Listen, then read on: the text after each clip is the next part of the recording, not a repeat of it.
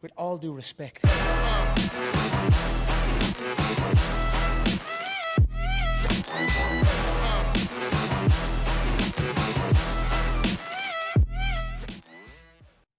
Hey, we're Josh Ortegon and Gray Gaines, and this is With All Due Respect, the show where we keep it real about health, fitness, and performance. From weight loss to sports development, we're covering the conversations that matter. Follow us on Instagram at Phnm Fitness, PHNM Fitness, and visit www.phenomfit.com to check out our training programs, coaching, and gear built for real results. Let's get into it. All right, we are live. With all due respect, just Josh and Gray. Just us. Just me and you. And we got good lineups coming up.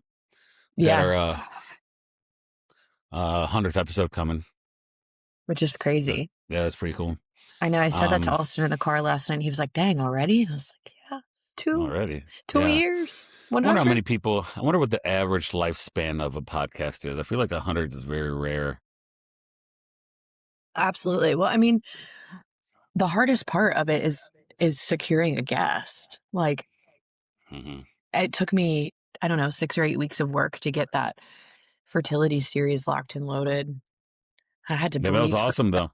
Yeah. I still send that to people. I still send was it who's the one that I told her, like, has anybody named their child after you? Was it Deidre? Deidre. Yeah, I think Deidre. Yeah, I said, has anybody ever named their kid Deidre? Like, I have friends I send that to. And I'm like, hey, watch this. She's awesome and she's passionate.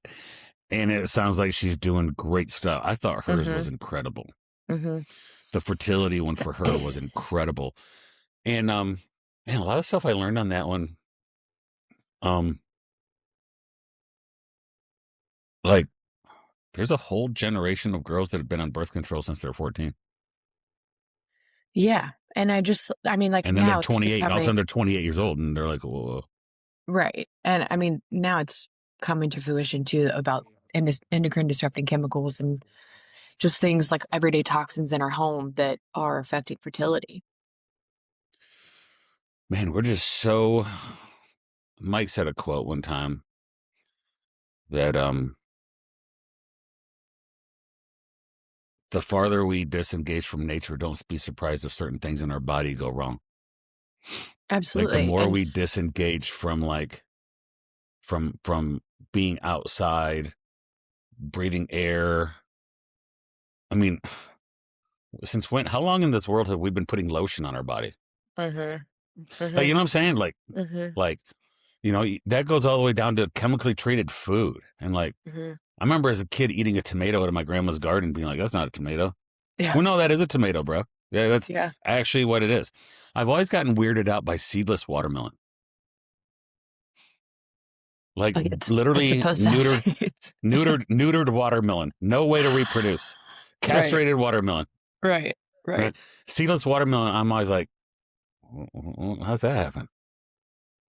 Yeah, they had to do some genetically modified shit for that. A straight eunuch. Right. And then I got into like regenerative farming. And did you know that like some farms can't get government subsidies unless they use glyphosate? And I'm like, well, why? Isn't it bad? Totally. It's very bad. And, I've always shared that Zach Bush video about regenerative farming and chemicals and things that are in our bodies. And, Mike's talked about Pettinger's cats. Cats that were fed processed foods and like by like the 5th or 6th generation, like they're can't retract their claws and the size of their brains and their balance is off. And I'm like, wow, that's great. And back to like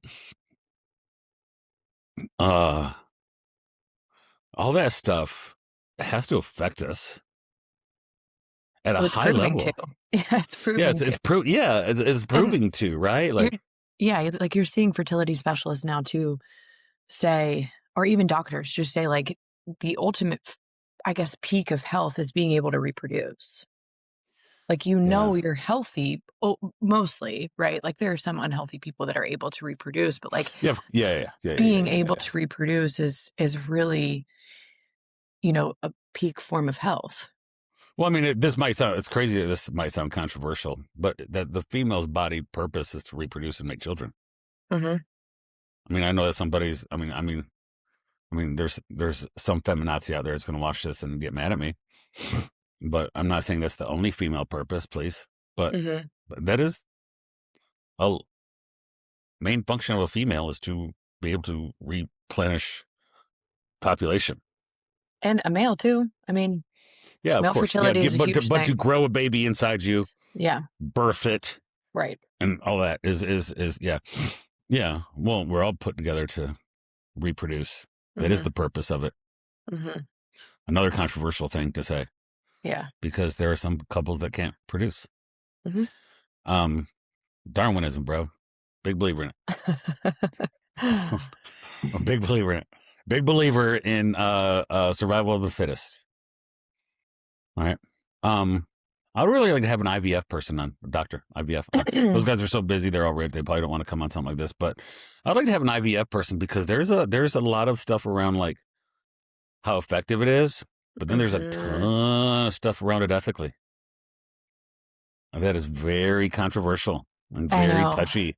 Very touchy for some people. Very touchy for some people. It is, because some people are like full believers in IVF. Because some people have been able to have children, right? Well, yeah, of course. But I'm just saying, like, some people think that it's just like 100% effective no matter what. And we're like, it's I don't know much about it. 50% effective. Is it? Yeah. Yeah, I don't know the numbers on it. I just thought like having a medical doctor or somebody that specializes in IVF to come on. You know, because I mean, there are people that can't get unable to that do, and I think there's some good in that. Right, oh yeah, but definitely. But today, as we get going, we are talking a little bit more about peptides and GLPs, right?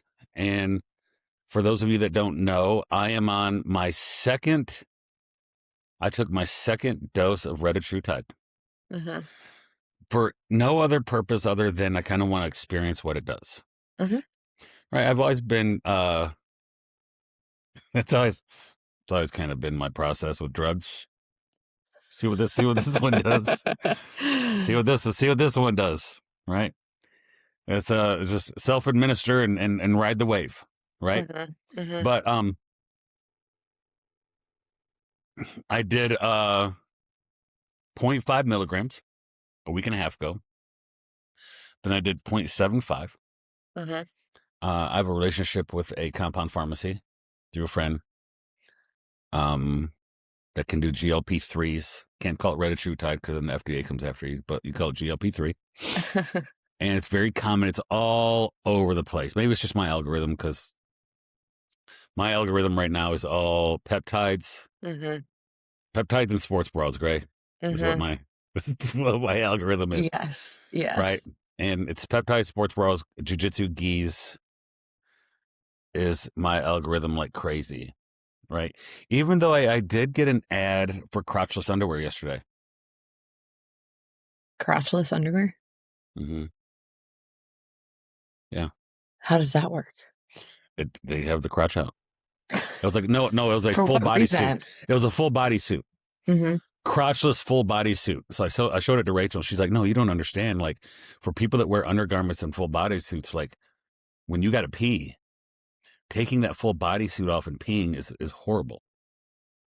I don't take it off. I just slide it over. Slide to the side, do you? Yeah. I'm a big fan of the slide to the side. Yep. Well, there you go. Right. But anyway, that's what I'm getting. I'm getting all those ads. But retatrutide's all over the place right now. GLP-3 is obviously, peptides are all over the place. BPC 157 and TB 500 all over the place. And I have started the BPC 157 TB 500. And man, reconstituting these things, you have to have a PhD in mathematics. For how much bacteriostatic water goes in it, and then you got to be good with the syringe and how much Mhm. goes in it and how much is per unit and all this kind of stuff. And you see all these things, and I do it simply, right? But, and I have some friends and clients that are starting to microdose retatrutide. Yep. And it has been more than weight loss for a lot of people. I have a friend of mine at jiu-jitsu who lost a little bit of weight, but lost like 20 points off his blood pressure and 30 points off his LDLs. Mhm. And inflammation. I got a weird one for you on this. I have always been a person that rides I ride the, how do I say this? Fight or I'll flight. ride fight or flight. I'll ride the emotional wave. Mhm. I can go from 0 to 100. Mhm. And I don't think I've never really 100% truly been diagnosed with like an emotional anything, but in 2 weeks I have been the most even keeled I've been since I was like 9 years old. Mhm. Which is Because crazy. and I can go from like sitting on the couch half asleep to ramming my forehead through the glass Mhm. in a hurry. That's fight or flight.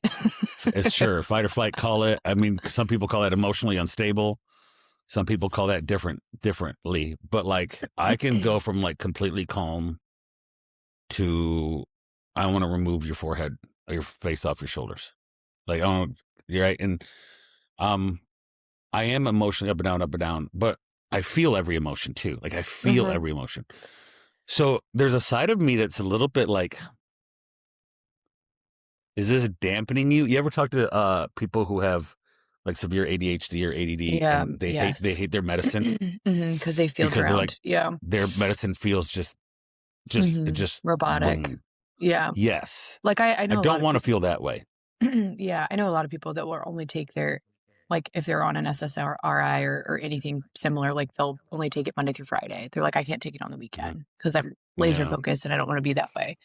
With your, Mhm. okay, so with your, because I thought this was really interesting when you texted me about your emotional response to stuff Mhm. now. Mhm. Do you think you're getting better sleep? Do you think you're better recovered? Do you I don't know. think, See, there's so many aspects. It's a very good point. yeah, Right. Right. I mean, there's so many factors that manage our emotions, right? mm-hmm. I mean, if I don't get enough sleep, I'm almost like weepy. Yeah, Like, you know what I'm saying? Yeah, Um, terrible. but after about 4 days on it, I realized I'm like, wow, I'm like been real. The best word I used, I described it to somebody, dampened. My mood has been dampened. But in a bad way or a good way? Uh, I don't know. I guess the people I around mean, me will have to be able to tell you. seem the Yeah, same to me to like have a yeah. conversation with. The people around me would have to tell you that, right? Yeah. Because Sure. because I remember one time, my mom years ago read a description of me and somebody called me easygoing, and my mom laughed. My mom's like, "You're not easygoing at all." I said, "No, Not I'm at not all. easygoing. No, not at all. No, there's nothing easygoing about me at all." Um, but the concerning side for me is, I have a very creative brain. I mean, the project Mhm. we're doing right now takes a ton of creativity, Mhm. and I love to have bright lights in the room, so to speak, in my brain, and I don't want anything in my brain that like deadens that. Like, I like being a little bit intense. But do you feel that? Like, do you feel I felt it after 3 or 4 days. I was like, like wow. your intensity has been dampened, or like, do Well, you think motivation? what I kind of felt was, if somebody cut me off in traffic, I wouldn't want to kill him. I'd be like, okay. That's not necessarily a bad thing. Yeah, I know, but yeah, you're right. Yeah, but I didn't have the adrenaline response that I usually have. Right. Right. But I don't know if it's good or bad. I just noticed it. Right. And then I started researching its control of dopamine, but dopamine in the reward system. Right. And that's Mhm. why I have a friend of mine on retatrutide, who told me after 3 weeks, he goes, bro, I haven't had an alcoholic beverage in 3 weeks and I totally forgot all about it. Mhm. And he doesn't have a drinking problem, but he'll go with his buddies to drink or have a beer at night sometimes, or, you know, whatever. A casual drinker. He's very in shape, jiu-jitsu guy, big guy, special forces. But he's like, dude, I think it was 5 weeks. He goes, 5 weeks. I haven't had an alcoholic beverage. My wife, who microdoses it, lost the complete desire for coffee. Which is so funny to me. But I wonder if it's like an acidity thing. Or if she's just like, you know, I don't really didn't crave it. Yeah, I don't really need the stimulant. I guess. Didn't crave it. She used to love eggs. Zero flavor for zero craving. Well, does not eat eggs anymore ever since microdosing retatrutide. I will say this. This has changed my perspective on who should and who shouldn't. Who I think, I don't know who should. I'm not a doctor. Like, I'm just giving my advice. Unless you have a pretty regimented schedule on eating and exercise, no way should you start this. If you eat intuitively and just eat when you want and what you want to, this will be the worst thing for you. Yeah. Because you'll eat a piece of fruit and 2 pieces of bacon for breakfast because you're not hungry. And then all of a sudden you're thinking, I haven't eaten since it'll be 5 o'clock. So let me ask you this. I feel like, and if anybody has said this to me in the past few weeks, because there have been a few people and you listen to this, I'm not shitting on you. The people that say, I'm sick of, you know, people taking retatrutide or a GLP that want to lose 15 to 20 pounds. Like, I think it's such a cheat. Just do what you're supposed to do. Has your tune changed on that? Well, I don't know if you've ever like on one side or the other. I've never been on 100% on that. Now, when GLPs really started going, I was my 3-4 years ago, right? 3 years ago. Yeah. 4 years, I don't know. When semaglutide came out, GLP-1, semaglutide, it perked me because I was like, too good to be true. Right. And it seems like semaglutide and GLP-1s were kind of too good to be true. Like there's, but then GLP-2s and then GLP-3s, tirzepatide. And I'll never fall. I mean, everybody wants to just look better, be healthier. People have fallen for things all the time. People have done horrible things to try to lose weight forever. This is just another one that could be good or could be bad. Like we've done, I mean, you know, I've known people that go carnivore and feel great. I know people that are carnivore and feel horrible. I know people that think carnivore is a religion. So I never shamed somebody for doing it. I said, be really careful about what a doctor will prescribe you. And I kind of see this similar to how, let's be honest, TRT is just steroid use that's got a medical spin to it. You're just using steroids, you just got a medical spin to it. Steroid abuse in the 90s and hormone abuse in the 90s caused there to be the steroid act or something. And the abuse killed testosterone replacement for the people that actually needed it. Doctors overprescribing and all these med clinics overprescribing and starting people out with ridiculous amounts of GLP-3s and causing problems and making people sick and hurting people. They're the reason. The doctor is the real person at fault. Because if you roll up and you give somebody 6 milligrams of retatrutide straight off the rip, or tirzepatide, or even a GLP right off the rip, you're doing things bad for them. And the dosages I was hearing early on in this was absolutely horrifying. Because, and what was happening is these completely desperate people were losing 10 pounds in 2 weeks and celebrating it. And then they're losing muscle, and then they have gastroparesis.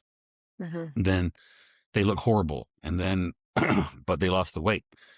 And man, I know somebody that was told to take retatrutide and just eat when they want and walk by a medical professional who's a retard. That guy's an idiot. That person sucks, right? People that say that suck. They suck. They're horrible. So I say that because I think unless you have routines in place, this will be bad for you. Will you lose weight? Sure. Is the one thing you want to do your whole life is lose weight? Great. Well, people do anything to lose weight, man. We've seen it. They've ice sculpted body fat, and they've, You know what I'm saying? Like, Mhm. I've seen people market ice sculpting to remove fat and all that. And there is a little bit of that to the peptide industry, because I think a large percentage of the peptides are completely a waste of time. Yeah. A large amount of them are, because a lot of them rely on your body converting something. Mhm. Well, a lot of bodies can't convert, right? So I think unless you have a routine. So when my wife started it, Mhm. she did 3 months of 120 grams of protein a day, 3 days of lifting a week, and 25 grams of fiber. Mhm. Before she started it or when she started Before it? she started, no, before she Right. started it. For Right. 3 months. Yep. For 3 months, she showed I can lift 3 days a week. Mhm. I can eat 125 grams of protein a day, and I can get Yep. 25 grams of fiber a day. Yep. Then we started on like 1 milligram of retatrutide, Mhm. and she lost 20 pounds in 20 weeks. Yeah. That's a really good clip. That's a great clip. I think that's Problem my is, people are losing 20 pounds in 3 weeks. yeah. Depending on like how much weight they have to lose. Like I think Yeah, that's a but huge yeah. piece of the puzzle. But I think like where my tune has maybe changed a little bit is like, I mean, there are truly people that dedicate a huge portion of their life to being a healthier person and can't lose weight. Hmm.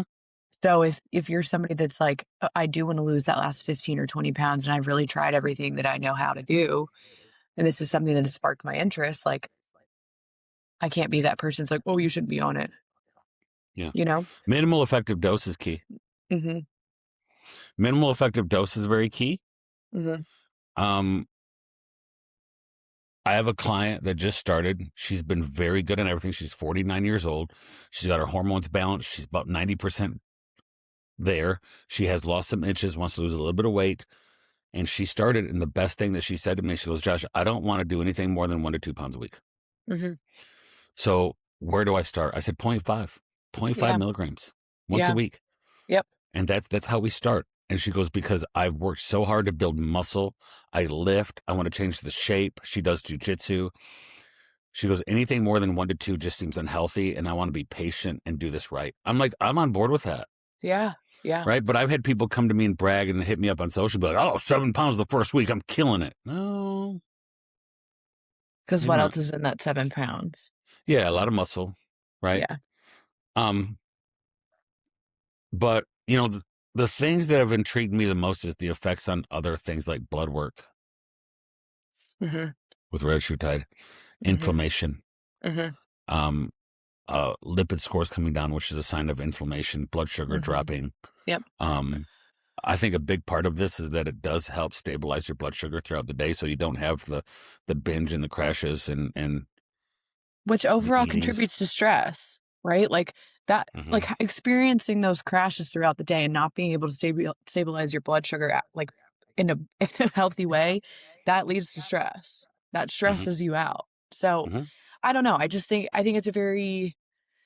it's a topic that deserves a lot of conversation. And I agree with you. We're on the same page of like, if you're going to do it, no matter if it's 15 pounds or 50 pounds, you need to have a good eating schedule, working out schedule, sleep schedule to see the most benefit and not undergo the most loss. Yeah, I do. I just we have a YouTube short mentality in everything we do. Mm-hmm. We have a Instagram stories mentality in everything we do. We want it short and fast. I mean, we recorded American Idol last night strictly so we could fast forward through the commercials. Right? You know what I'm saying? You know what I'm saying? Like, Yeah. like, you know, I've been binge watch TV shows, Mm-hmm. and we used to have to wait a full week to watch the TV show Mm-hmm. again, right? Mm-hmm. So, I mean, someone could smash through six seasons of Sopranos in a month. Mm-hmm. I had to wait for that dang thing to come on every week, and then it was reruns for another 6 months. I had to wait a year for the next one to come. You know what I'm saying? Like, so people want everything very fast, but just like how TRT supports lifting and eating protein and sleeping and recovery, if you want to use a GLP or retatrutide, it's just a piece of the puzzle. Now, it's a good piece of puzzle. Mm-hmm. right? But, the idea is to eventually not use GLPs, I guess, right? Mhm. Like Mhm. to come down off it, or to say you do titrate up to 2 milligrams a week, 3 milligrams a week, titrate down to 2, down to 1.5, down to 1. But I do think there might be a cruising place at something like retatrutide for blood work purposes. Mhm.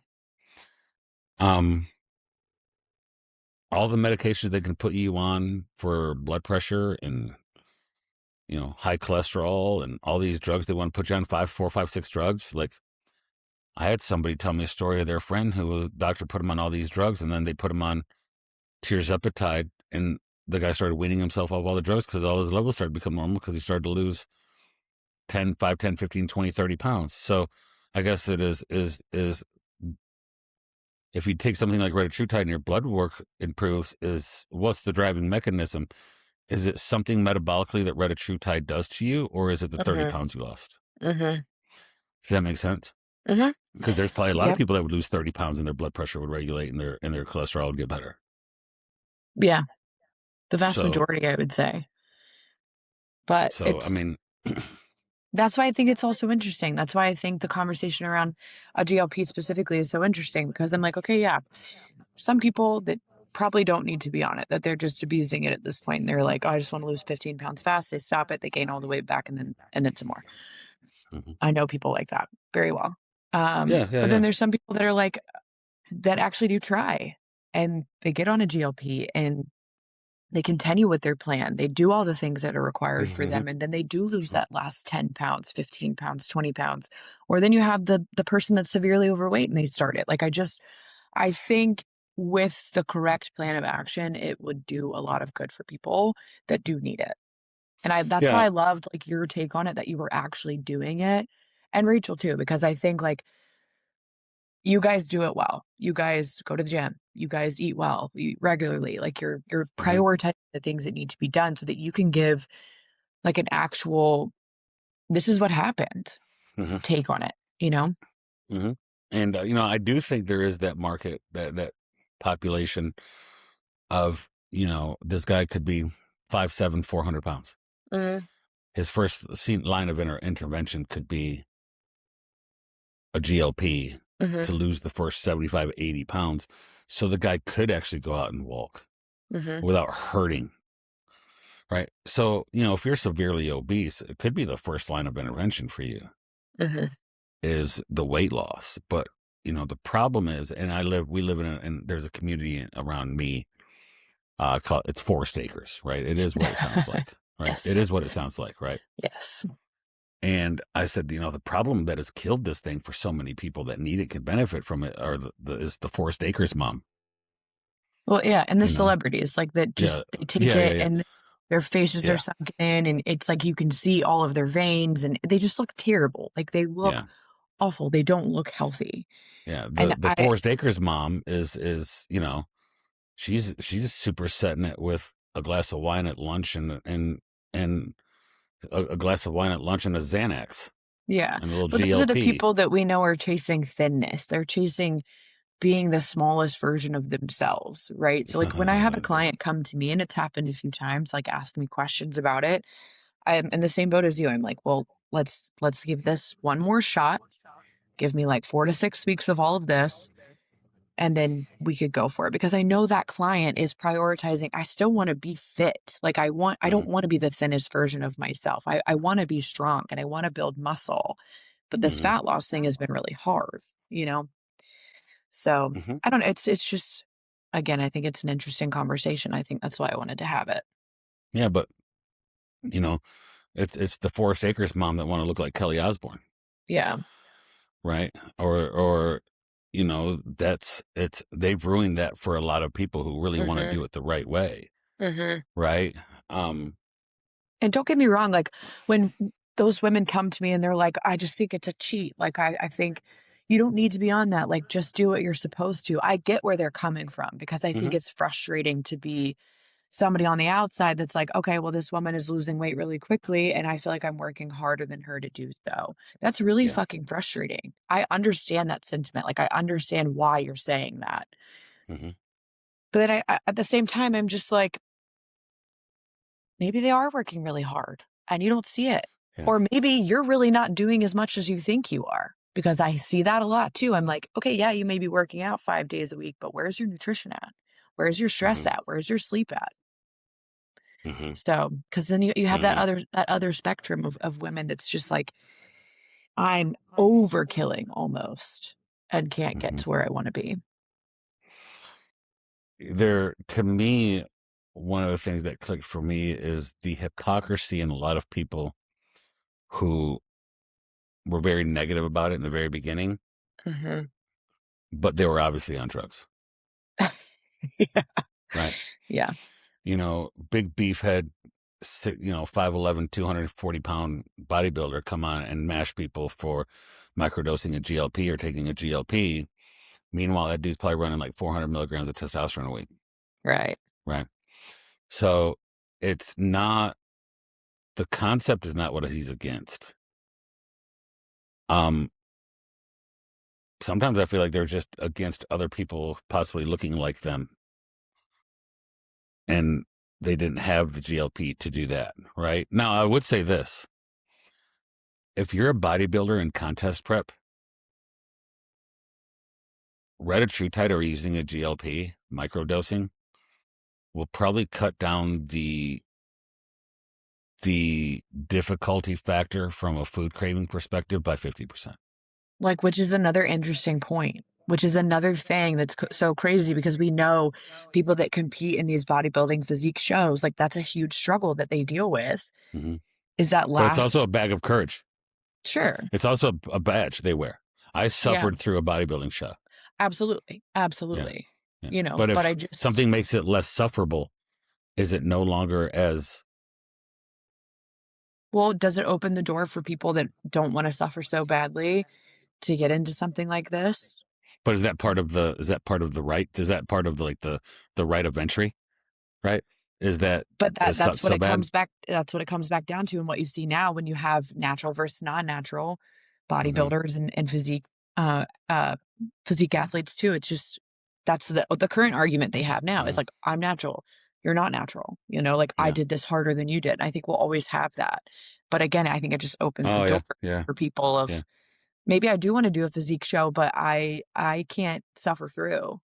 But if I could use something that would help me not feel as miserable, maybe then that would open a door. That just opens the door for more people.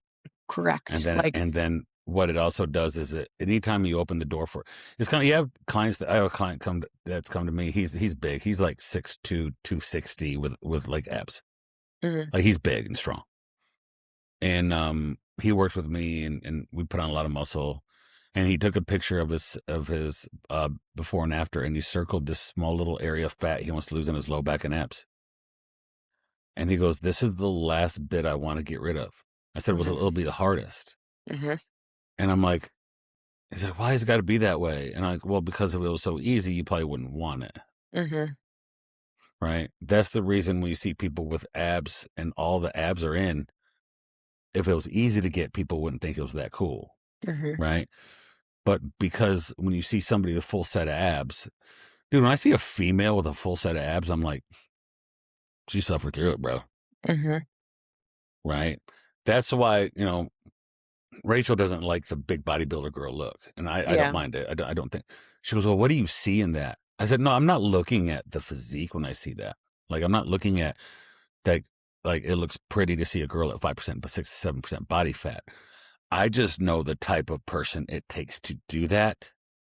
That is admirable to me. That person and that female suffered through it for years." And I said, for years. And I said, that shows me dedication, sacrifice, giving up short-term joy for long-term success. Yeah. That's a high form of discipline. Yeah. So, so there's a right of entry there. Now, if somebody can get shredded and it's 50% hard, is it that much less gratifying? I think again that just like you're gonna find the people that are gonna argue for it or against it. Like in my mind, I don't really give a shit how you do it as long as you do it well and you feel good. You Mhm. know, I really General don't. population people, sure, I yeah. don't give a shit. I really Mhm. don't.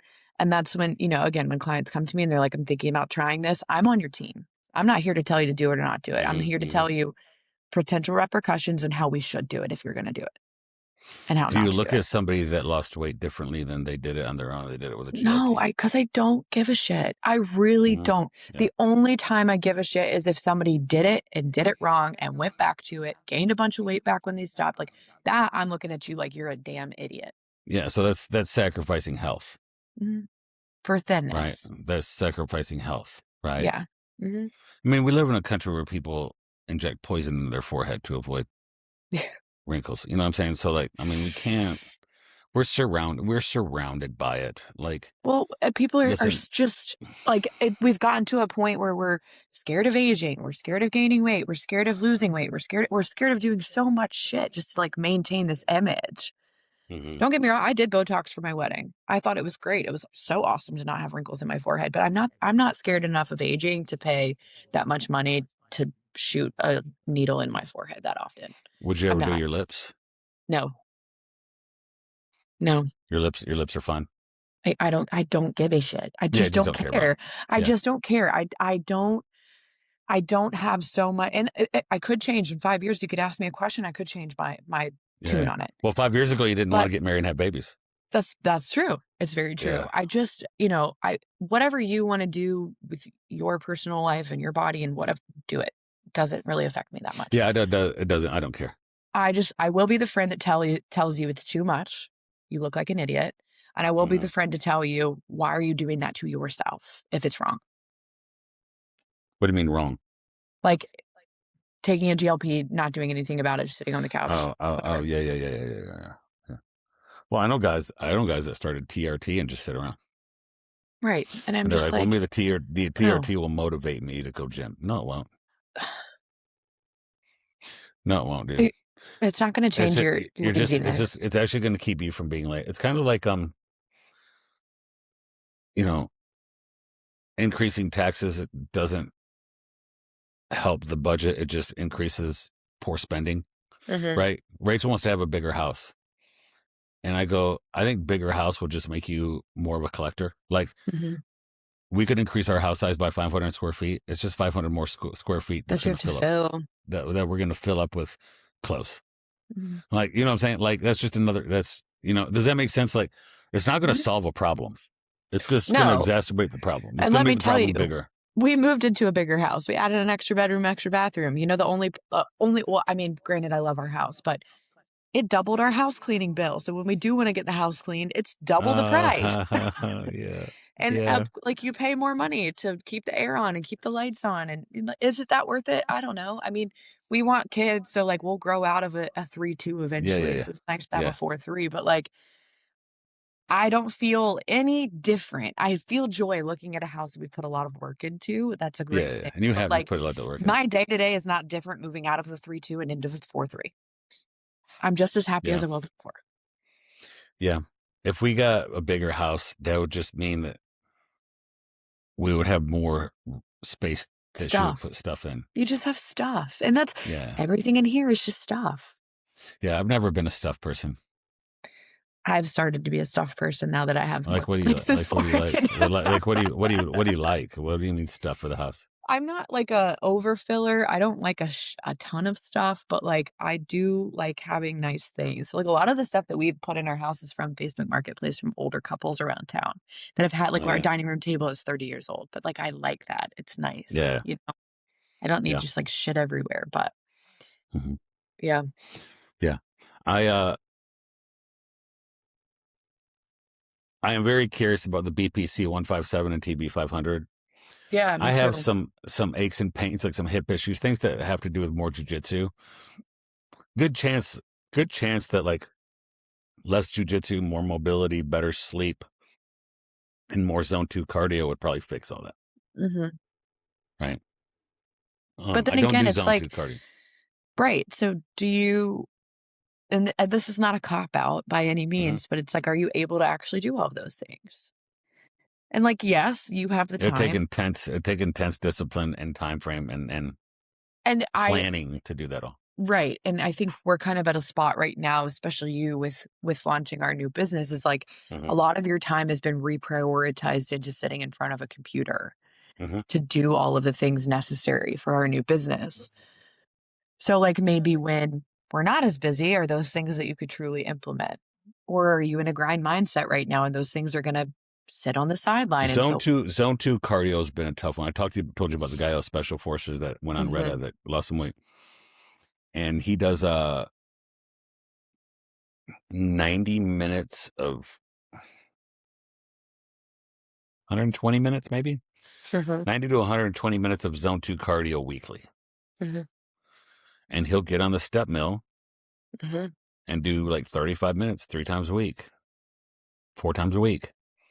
And he'll get on the step mill and just go. And he'll get his heart rate and it gets to like 147. He gets to like a zone 2 area. And I'm like, what have you noticed? He's like, dude, I feel so much better. Like my cardio and jiu-jitsu is better. My sleep is better. I have less anxiety. Getting in the zone 2 and just chilling there has been huge for him. Oh yeah, I agree. Zone 2 is like one of my favorites. I don't do any zone 2.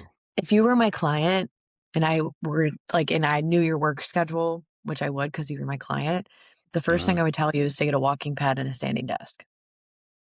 And put it in front of a freaking window. Or put it on your back porch. Yep.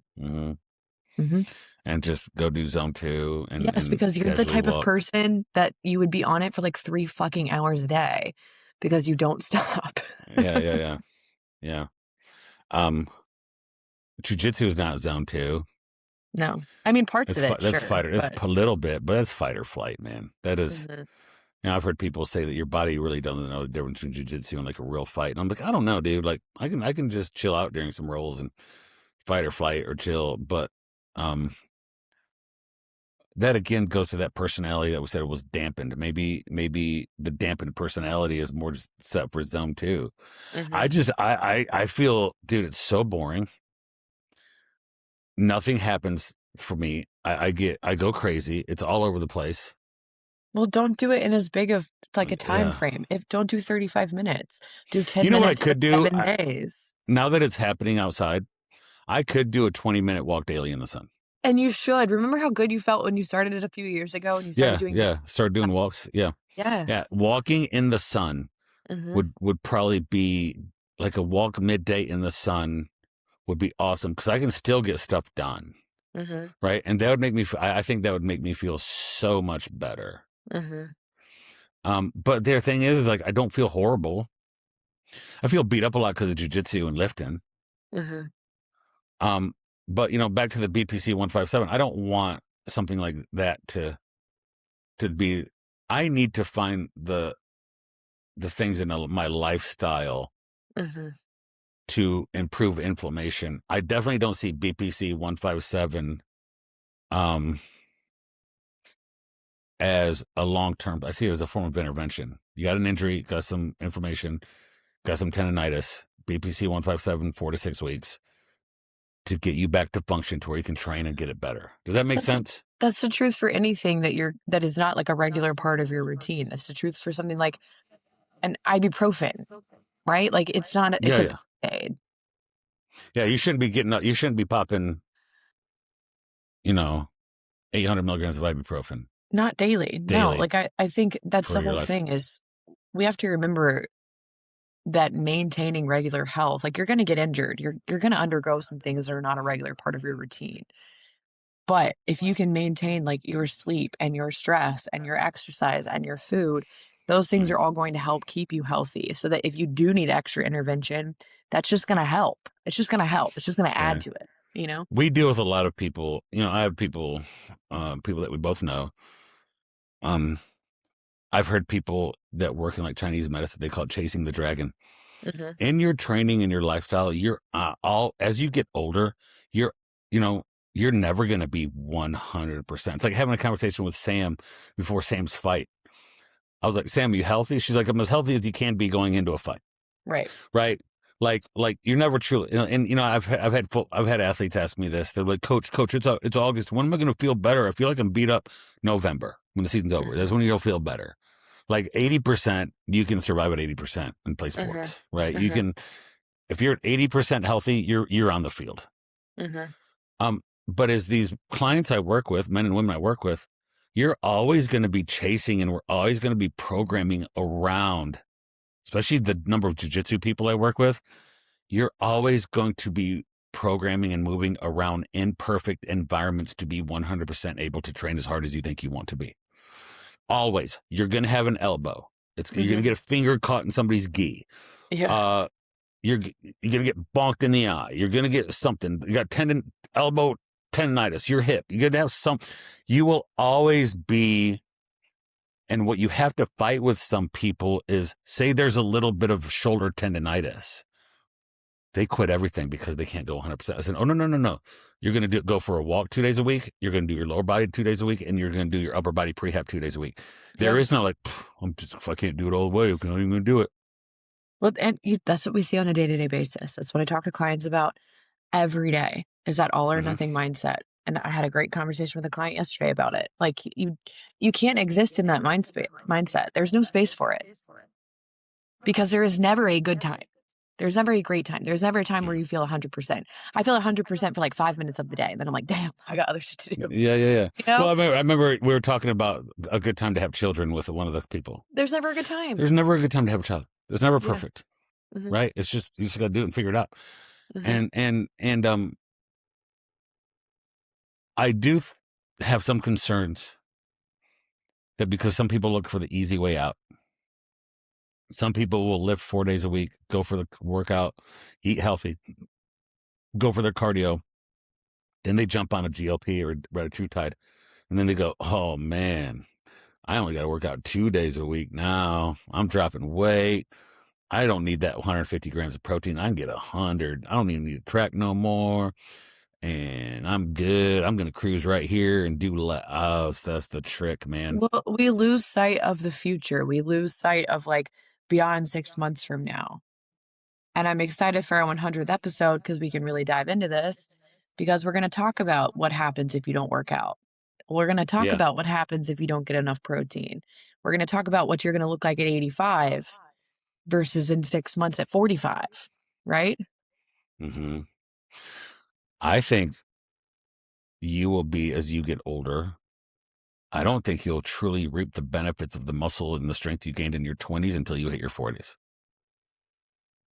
Like, the benefit of the foundation of muscle and strength that you gained in your 20s will really pay off in the 40s, because there are a lot of women in their 40s that did nothing but cardio and they did nothing but cardio and drank caffeine and did Dexatrim in their 20s, and in their 40s they're screwed.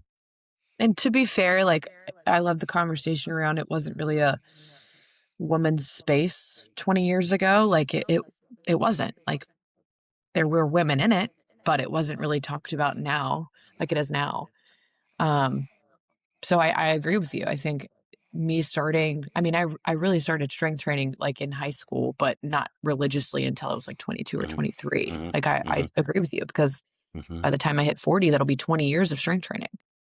I've had people say, why do you look like you do in your late 40s? Because I looked very similar to this in my early 20s or my mid 20s. I had it, right? I had, and I still have people are like, holy crap, you can eat 32 to 3,400 calories a day. I'm like, yeah. Now, 32 to 3,400 calories microdosing retatrutide would probably make me sick. Yeah, what are you currently eating right now? I'm not kidding. 27.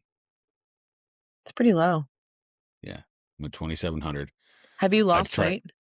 Like 2 pounds. Yeah, I mean that's. Yeah, I dipped under 210 for the first time in a long time. I was 209. Yeah, 209 yesterday. I usually float around 213, 214, 217, 218 if I'm trying. Anything under 210 is me pretty lean. I'm gonna manage that. So 2,700 calories for me is the very beginning of like a 20%, 25% deficit. And it's increasingly getting harder to eat.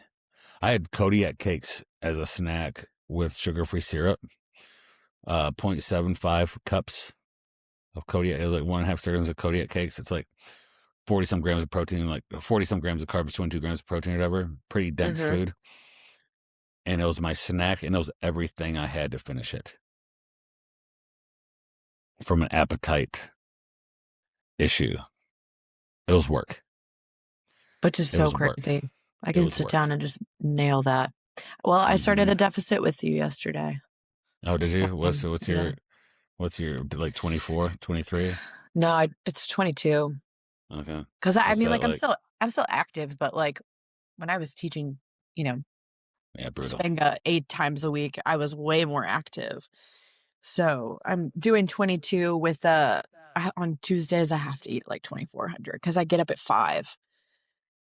So I'm up earlier, so I just increase it to 2,400 on Tuesday. I try not to lift and do jujitsu on the same days.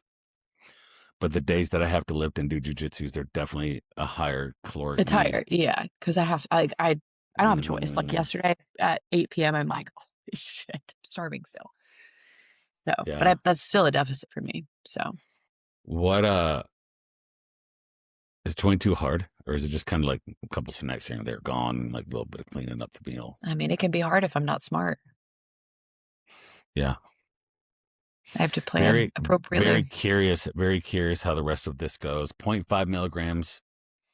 So I started at 0.75 is what I did Monday. After the first week of 0.5, I can't imagine somebody starts at 2. Yeah. Now, I mean, there are hyper responders, right? There are some people. I had a buddy of mine who took retatrutide, another jiu-jitsu guy, and said that he has some buddies that were on like 2-3 milligrams of retatrutide, and they were like, I don't really feel that much. And he was on like 1.5 to 1, and he's like, holy crap. So there are people that respond different and hyper responders to it, and those who are less responsive to it. I am because I track so close, I'm very in tuned to where my hunger and my calories are. It took me the second day on it to identify, oh, that's different. Oh, that's different. Oh, I'm only at 2,200 calories at 5 o'clock. I need to get 800 calories to get to 3,000 by 8:30. Right.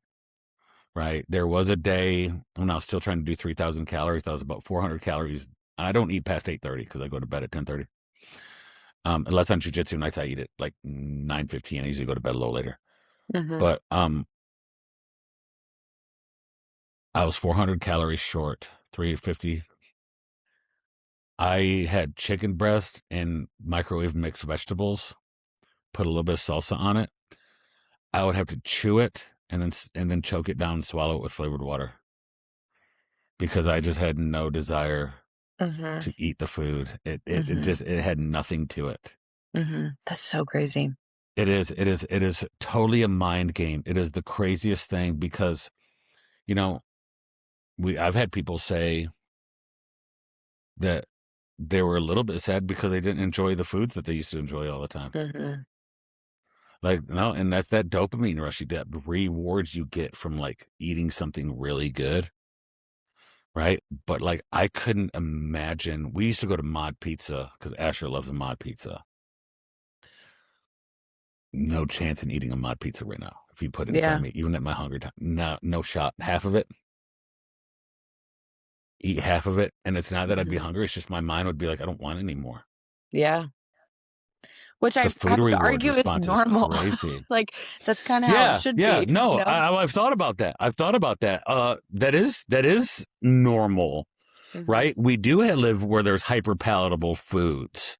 And I mean, I've always said too, like when your protein intake increases, like that desire for that dopamine hit decreases. There's such a correlation there. It should go down, Yeah. So what people are experiencing, you'll still find that dopamine hit occasionally, especially if you had something in a while, but that is probably how it should work. No, I did think about that. That is interesting. And if it wasn't for like all the hyper palatable, highly caloric foods and food reward and the fact that we find so much joy in foods because like you know, ice cream and cake. You can eat it and just get a crazy reward and all that.